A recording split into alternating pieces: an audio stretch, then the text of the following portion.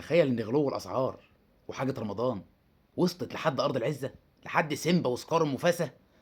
اسمع. زازو، روح لسرابي وخد منها ورقه الطلبات.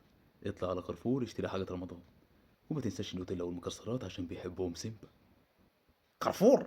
مكسرات؟ انت بتقول ايه جلالتك؟ انت عايف في ميه البطيخ؟ بدل ما تقول لي روح الحق لك كود في جمعيه رساله ولا بنك الطعام، ولا حتى تقول لي دور لنا على بيضه رحمن. يا راجل، نوتيلة ايه اللي عايزها ابنك الفرفور ده؟ ده اخوك سكار لسه فطران الصبح رجول فراخ، اساله اهو جاي اهو. تعالى يا سكار، انا هتجنن من افعالكم انتوا الاتنين.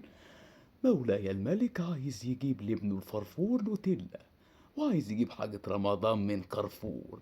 أحب أقول لك يا مولاي إن الأسعار ولعت، وخلاص هنبقى زي بعض أنا وأنت. طيشة. روق روق، ما تزعلش.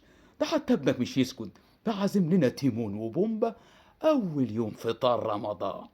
جرى يا عم سكار، جرى يا جلاله الملك، هو انتوا باصين لنا في اللقمتين اللي هناكلهم انا وبومبا الغلبان؟ يا سيدي خلاص بجملت، وبعدين انتوا ما عندكوش اصلا غير رجول الفراخ. الدنيا ولعت، لا في تران ولا ستيك مشوي ولا اي حاجه. ده انتوا غلابه يا راجل وبتكحوا تراب. ما تتكلم يا سي بومبا.